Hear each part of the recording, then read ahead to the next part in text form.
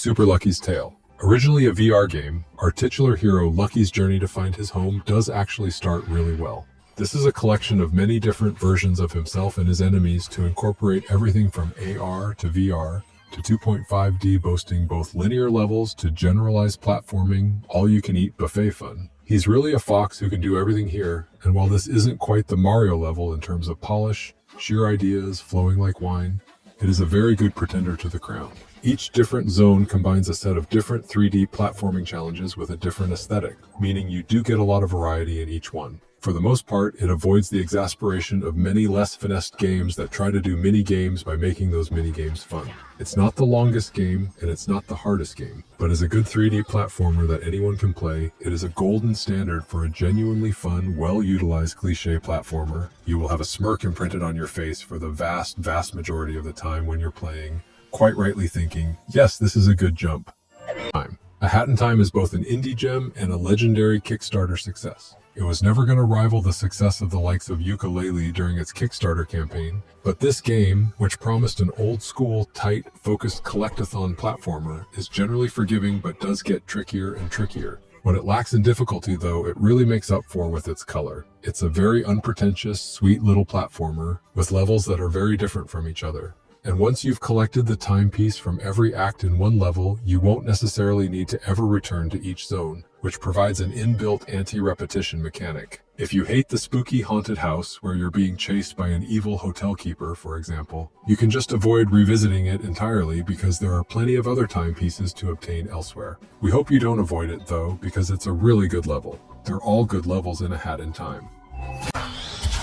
Up next, we have Ratchet & Clank Rift Apart. Is Ratchet & Clank a shooter, or is it a platformer? The answer is yes. Hell, it's not just a platformer, it's actually a 3D platformer as well. Largely because Rift Apart is one of, if not the most impressive game on the PlayStation 5, it looks phenomenal.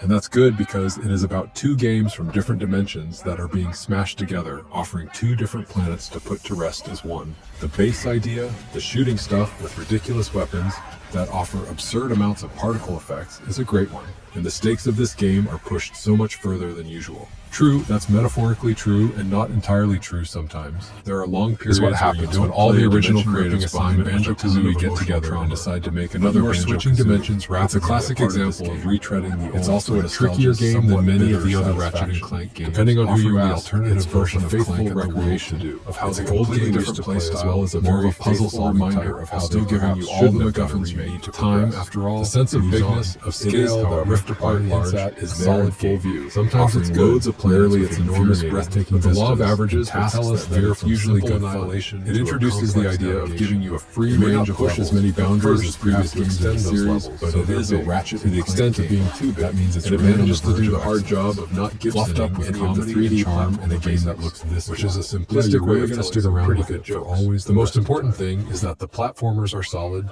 The levels are well designed, the writing manages to be funny, and the dual sense of living nostalgia and innovation is largely justified.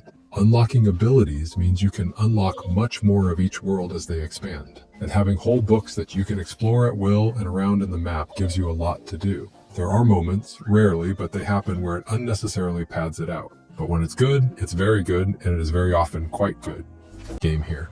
The original Epic Mickey was a great game saddled with some really aggravating mechanical problems, and with the newly released rebrushed version, all of those problems have gone.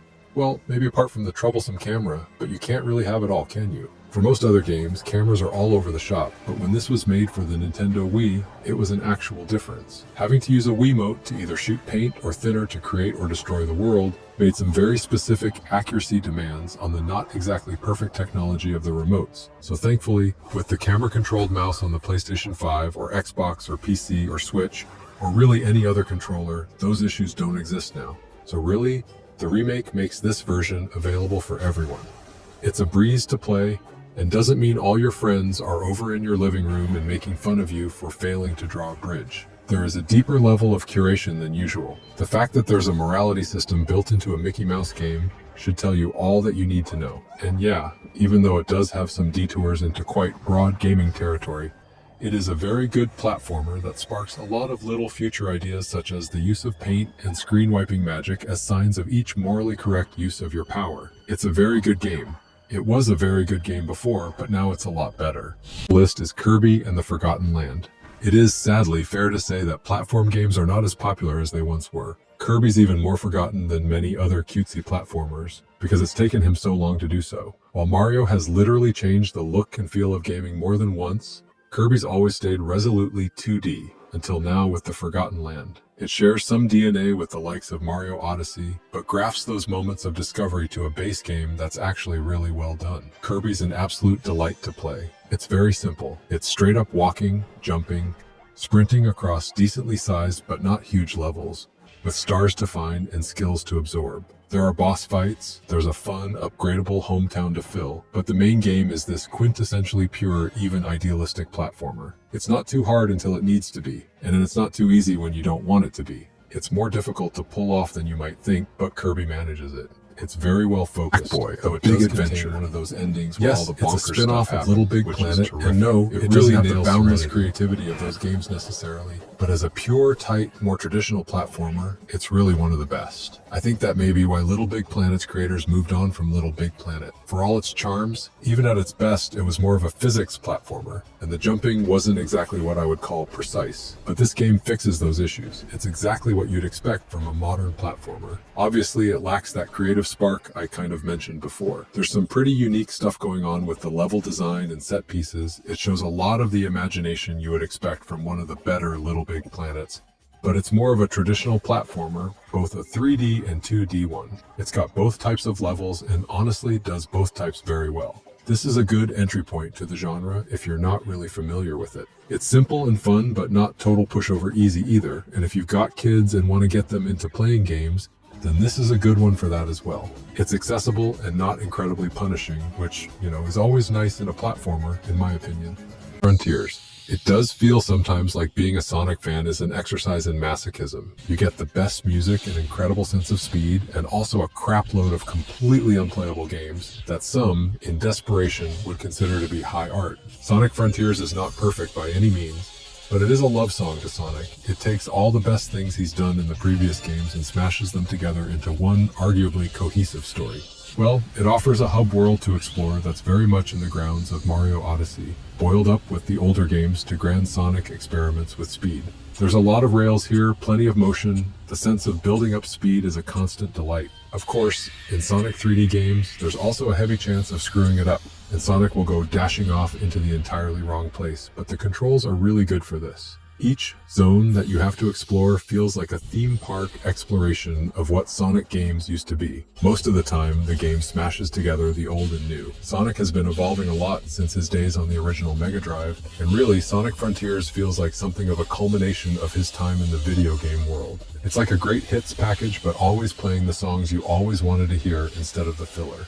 Up next, we have Bowser's Fury. So Odyssey's on this list somewhere else, but Bowser's Fury is a unique little mix between Odyssey and 3D World that marries together in this strange, obviously platforming game, but also an open world element. This is a really cool little experimental mode of Nintendo doing what they do best, and that's get good at games that they've mastered. Obviously, they didn't invent platforming, but they certainly nailed it down to a science, and they know how to use those mechanics to make something a little bit different, unexpected, and really cool. So again, it kind of takes elements from many different 3D Mario games and kind of distills it into a weird prototype of a Mario open world, which I think that itself is worth seeing. But it's also got kind of a slightly darker tone as well. Makes me think the tiniest bit of Sonic the Hedgehog. But Bowser really looks kind of Kingdom Hearts-esque, to be frank. Anyway, it's not particularly long, but it is a very cool experiment that makes me think maybe we've got some stuff coming that is really going to shock me in the future. Next on the list, we have Psychonauts 2. Psychonauts 2 is not just a good 3D platformer, it's a great sequel. The previous game, while much beloved, had a lot of problems. Nothing amazing, nothing particularly disastrous, but gamers' tolerance for slopey controls and a glitchy camera has changed since the first game came out. So it's a good thing then that Psychonauts 2 develops mainstream precision but doesn't lose its weirdness. That weirdness, it's really what sets it apart from anything else. A game about exploring and entering other people's minds that would naturally be weird, but here in the sequel it allows the developers to pour their weird ideas into every crevice, from art and sound design to plot, characterization, and even the way some of the worlds you're exploring are structured. None of it is I am bred weird, mainly because all of it does serve to reinforce the gameplay or narrative. Psychonauts 2 is a very strictly on-rails game, although those rails are bendy, and it tips its hat to the odd fascination with crumbling worlds to retain its mind-buffing, brain-blistering charm. It's more than just vaguely Tim Burton-esque in a Pinky and the Brain suit. It's a genuinely eclectic and well-thought-out exploration of how far gaming can actually push things. If these chuckle nuts weren't punching holes in reality, we could open our own. Coming up next, it's Crash Bandicoot 4. It's about time. So back in the day, there was this idea of 2.5D platformers where 3D models were used to create what was effectively a 2D side-scrolling platformer. That's not what Crash Bandicoot is, but that does sort of flirt with that line, and it all gets pretty nebulous. In short, Crash Bandicoot is a game where you don't really have a lot of freedom in the movement. You're kind of on a track, but the gameplay is more 2D, but it's in a 3D environment. Look, it gets a little confusing. Thankfully, Crash 4 doesn't really make it even more confusing. Either you know what to expect from it or not. There have been all manner of different Crash games over the years of all designs, but this one goes back to the classic PS1 design idea, only, with a lot of improvements to everything. The game is obviously a lot better looking than any Crash, but also it's got really tight controls. Honestly, if you have a favorite game out of the original Crash trilogy, you're probably going to see elements of that Crash in here. If you like platformers on tracks, it's one of the best out there. Is Spyro Reignited Trilogy. Depending on how much you like the classic 3D platformer formula, either the original Ratchet and Clank is your favorite of Insomniac's PlayStation duo, or it's the Spyro trilogy. These two share some DNA, sure, and Spyro is essentially Ratchet and Clank with all the combat stuff mostly stripped out. Yeah, Spyro's got his charge tag that you can ram into stuff, flame breath to toast some bad guys, but it's not really the focus of the game, and there aren't too many situations where combat is required. It's generally just exploration based. And I mean, it is kind of an old school 3D platformer where you're put in a big open level and tasked with collecting a bunch of gems before you move on to the next one. It's not a non-stop thrill ride of pure platforming like some games on this list. Levels tended to be more simple and open-ended, but in a lot of ways that's part of its appeal. It's a slower-paced, more deliberate game, and it still works best in short bursts, but it's a lot of fun. Of course, the first game is the most stripped down of the trilogy, the second of the Year of the Dragon, and the third of the greatest hits of the series. All great games, though. Damn vacuum! Come on, we have to find Rose before she leaves. It Takes Two is a unique co-op adventure, playable only with a friend. You'll journey as a couple turned into dolls solving puzzles and overcoming challenges in a magical world. The gameplay is constantly changing with exciting new mechanics around every corner. Experience thrilling moments like riding toy airplanes and battling giant squirrels in a vacuum cleaner. It Takes Two is creative and funny with a heartwarming story about love and relationships. While requiring 2 players and good communication, It Takes Two is an unforgettable co-op experience.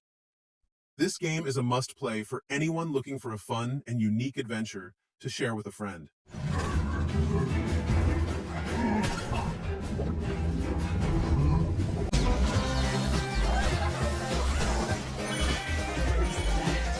Astrobot is a 3D platformer that feels like a love letter to classic games, with tight controls, beautiful environments, and some really fun mechanics. Every level introduces something new, whether it's a cool power-up or a clever platforming challenge.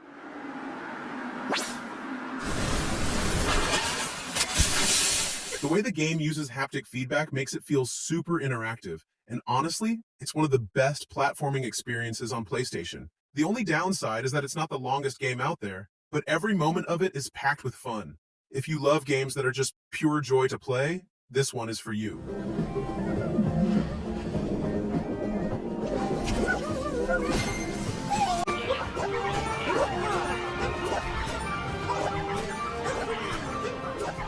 Super Mario Odyssey is a joyful reimagining of the platforming genre Mario helped define.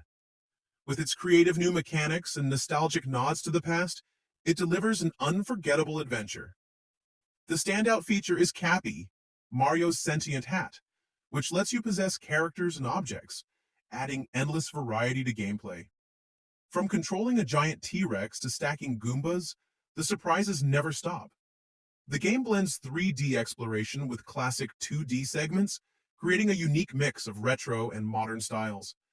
Each world is a creative playground, and New Donk City stands out with its semi-realistic design, fun minigames, and a celebratory finale. Even after completing the story, there's plenty to do, from collecting hundreds of power moons to unlocking new areas and surprises.